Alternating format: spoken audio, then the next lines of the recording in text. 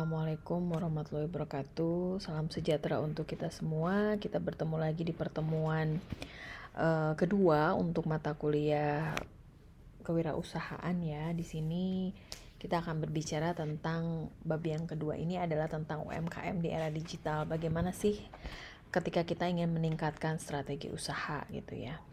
Nah, perlu kita ketahui bahwa yang namanya UMKM itu adalah biasanya dia manajemennya itu berdiri sendiri dan modal itu disediakan juga oleh sendiri. Daerah pemasarannya juga lebih bersifat ke daerah pemasaran secara lokal. Aset perusahaannya pun kecil dan jumlah karyawan yang dipekerjakan juga terbatas. Nah, bagaimana asas pelaksanaan UMKM? Itu biasanya lebih kepada kebersamaan, ekonomi yang demokratis, kemandirian, adanya keseimbangan, adanya kemajuan dan berkelanjutan gitu ya, efisiensi, keadilan serta kesatuan nasional. Ini menurut Undang-Undang UMKM nomor 20 tahun 2008 tentang usaha mikro, kecil dan menengah UMKM ya. Oke. Yang selanjutnya biasanya kalau usaha mikro itu lebih menitik beratkan kepada usaha yang produktif milik orang atau perorangan, atau bisa juga badan usaha perorangan yang memiliki kriteria usaha mikro. Biasanya omsetnya itu kurang lebih sampai dengan 300 juta dan modal juga sampai 50 juta. Jadi kalau misalnya ada teman-teman di sini yang memang mau menjalankan usaha mikro, tidak masalah. Misalnya seperti apa ya yang memang kira-kira usaha, ketika kita membuka usaha, omsetnya itu bisa mencapai 300 juta dalam 1 tahun misalnya gitu. Dan modalnya ya maksimal itu 50 juta. Tapi kalau kita berbicara tentang usaha kecil, berarti itu lebih kepada usaha ekonomi produktif yang berdiri sendiri, yang dilakukan oleh perorangan atau dilakukan oleh badan usaha yang bukan merupakan anak perusahaan atau bukan cabang perusahaan. Biasanya usaha kecil ini omsetnya 300 juta sampai 2,5 miliar gitu ya. Modalnya juga pasti lebih tinggi dari usaha mikro. Modalnya kurang lebih 50 juta sampai 500 juta. Nah, adapun yang selanjutnya adalah usaha menengah. Usaha menengah di sini adalah lebih kepada usaha ekonomi produktif yang berdiri sendiri yang dilakukan oleh orang perseorangan atau badan usaha yang bukan merupakan anak perusahaan. Di sini kita bisa membedakan antara omsetnya. Omset yang didapatkan bisa 2,5 miliar sampai 50 miliar. Untuk modalnya ya kurang lebih 500 juta sampai dengan 10 miliar. Jadi harus bisa membedakan bagaimana sih atau apa sih yang merupakan usaha mikro, bagaimana kita menjalankan usaha kecil itu gitu ya, bagaimana yang termasuk atau apa yang termasuk usaha menengah itu. Nah, di sini ada peran UMKM, biasanya lebih kepada penyangga perekonomian dan supplier bagi konsumennya gitu ya. Nah, di sini juga ada masalah dalam UMKM di mana ketika kita terkendala dengan modal usaha atau misalnya kurang tahu cara membesarkan bisnis, bagaimana sih cara mengembangkan bisnis yang baik gitu ya, seperti itu. Kurangnya inovasi produk juga ini adalah permasalahan UMKM. Selain itu kesulitan dalam distribusi dan pemasaran pun itu merupakan permasalahan UMKM gitu ya. Tidak adanya merek, biasanya karena kita sudah laku produknya ya sudahlah tidak usah pakai merek, padahal brand itu sangat penting ya supaya orang lebih mengenal produk kita itu apa sih sebetulnya gitu ya.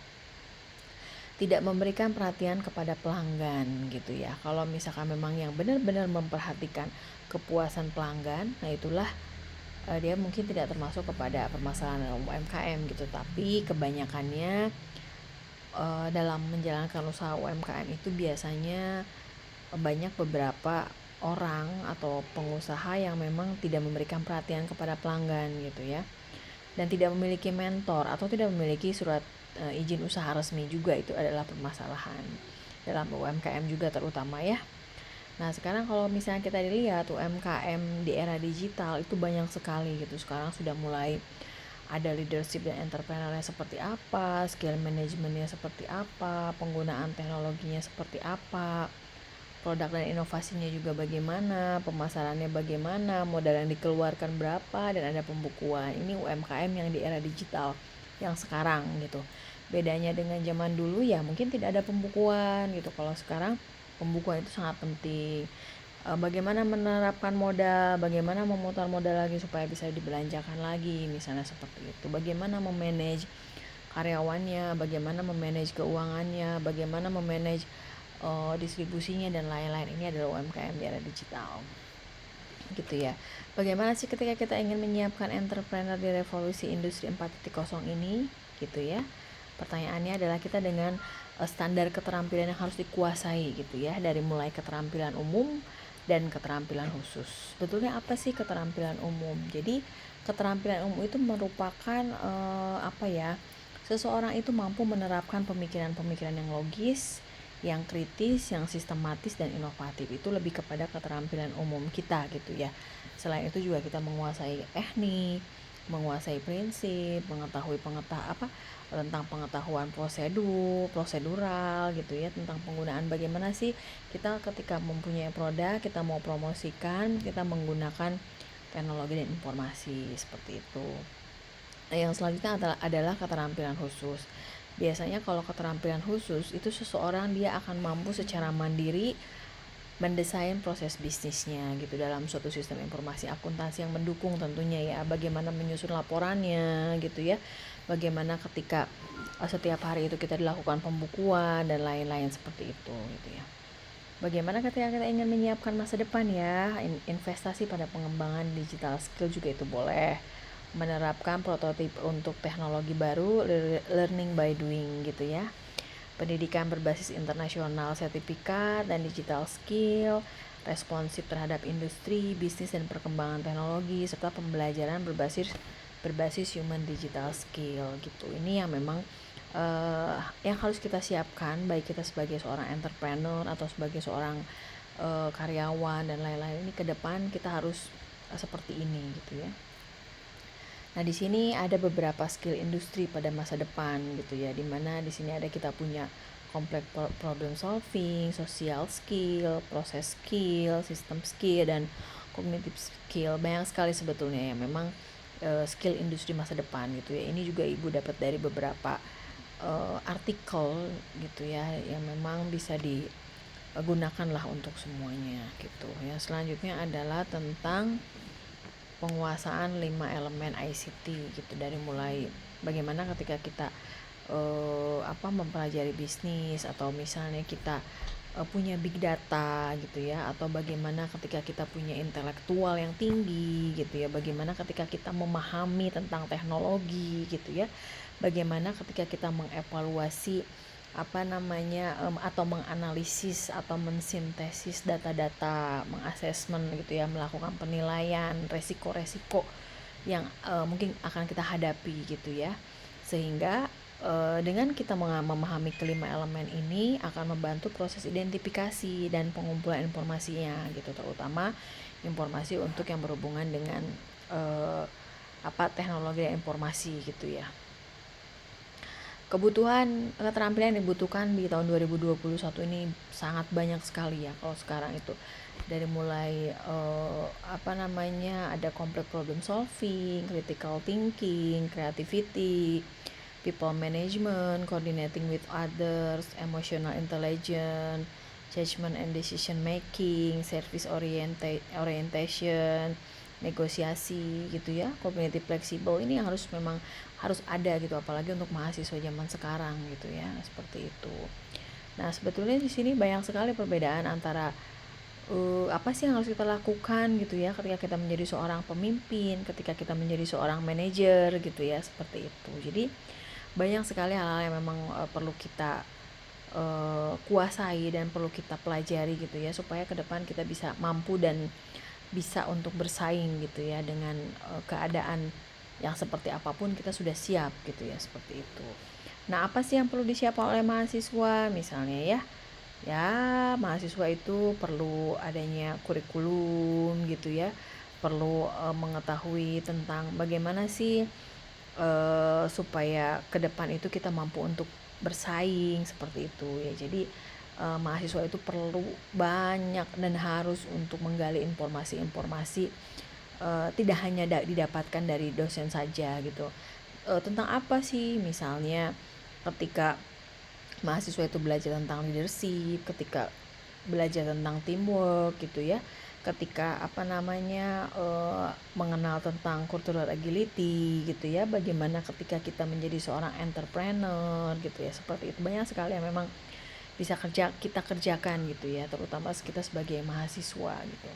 Nah, apalagi revolusi industri 4.0 ini ya sebetulnya untuk pengetahuan gitu ya. Jadi literasi manusia menjadi bagian dari general education gitu ya, yang harus dikuasai oleh mahasiswa gitu ya. Apalagi zaman sekarang kebanyakan mahasiswa mungkin berkeinginan untuk menjadi seorang entrepreneur gitu. Tidak masalah ketika kita tidak menjadi seorang pegawai pun. Tapi kalau misalkan memang kita menginginkan menjadi seorang pegawai ya it's okay, tidak masalah gitu ya. Kalau memang kita menginginkan seperti itu gitu. Yang jelas kita harus punya kemampuan kognitifnya. Bagaimana ketika kita punya kemampuan atau punya general education gitu ya, atau ketika kita beranggapan bahwa kita harus berpikir kritis, berpikir sistematik, berpikir tentang entrepreneur itu seperti apa sih, bagaimana strateginya, bagaimana membuat satu produk, bagaimana memasarkannya, bagaimana mempromosikannya, bagaimana melakukan pengenalan gitu ya. Nanti kita berhubungan dengan siklus produk, misalkan pada tahap introduction seperti apa gitu ya, pada saat tahap growth bagaimana, pada saat tahap maturity bagaimana, pada saat tahap decline itu seperti apa gitu ya. Itu yang memang harus ini. Nah, biasanya kebanyakannya di zaman sekarang itu yang dibutuhkan di dunia kerja itu sangat-sangat banyak terjadi kesenjangan ya antara kemampuan dan kebutuhan gitu ya. Biasanya sebetulnya yang dibutuhkan oleh dunia kerja itu adalah lebih kepada kita punya kemampuan hard skill dan soft skillnya. Nah, di sini makanya kita perlu adanya kompetisi gitu ya.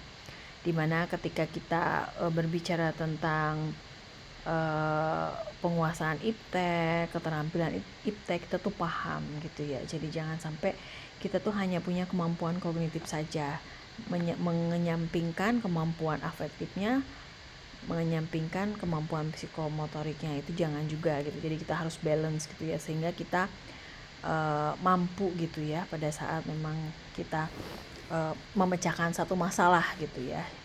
Ketika itu makanya mungkin kita dilakukan misalnya adanya satu pembelajaran inovasi gitu ya. Menjadi seorang entrepreneur seperti apa sih ketika kita memecahkan masalah, atau menjadi seorang mahasiswa seperti apa sih ketika kita melakukan pembelajaran secara e-learning gitu ya.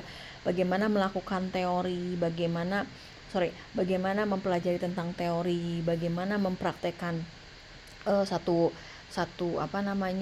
mata kuliah misalkan, yang memang di situ kita tuh dituntut untuk semuanya menggunakan e-learning misalkan seperti itu. Nah, di sini kita mampu dituntut untuk bagaimana kita kreatif, bagaimana mencari tugas itu supaya tidak tidak ketergantungan kepada dosen misalnya. Kita mencari tugas di Google dan lain-lain misalkan seperti itu gitu. Ini pun terjadi atau ini pun bisa dirasakan ketika kita menjadi seorang entrepreneur gitu ya. Semakin banyak ilmu yang kita gunakan, semakin banyak ilmu yang kita pahami, semakin banyak ide-ide yang bisa kita keluarkan, kita punya modal, entrepreneur bisa jalan, ibaratnya seperti itu gitu. Nah, ketika itu kita tuh memang harus seimbang dalam belajar gitu ya. Kalau kita belajar ilmu kehidupan memang sebagai pengetahuan dasar gitu ya. Belajar keahlian bidang tertentu, misalnya kita menjadi seorang entrepreneur, kita suka kuliner, oke, tidak apa-apa kita belajar tentang bidang kuliner gitu, tentang masakan-masakan yang enak, jajanan-jajanan yang enak, kita bisa jadikan peluang untuk kita menjadi seorang entrepreneur misalnya seperti itu. Jadi kita harus punya hard skill seperti apa, soft skillnya seperti apa, spiritual skillnya seperti apa gitu ya. Ini yang memang harus kita pelajari semuanya gitu ketika kita sudah memutuskan menjadi seorang pegawai, mau apa yang kita lakukan ketika kita memutuskan menjadi seorang entrepreneur ke depan, apa yang harus kita lakukan. Ini terutama untuk mahasiswa milenial yang sekarang ya, yang memang mungkin masih mencari-cari jati diri. Saya ke depan mau jadi apa ya, saya mau seperti apa ya, mungkin masih terlintas dalam benak seperti itu. Makanya sekarang silahkan teman-teman untuk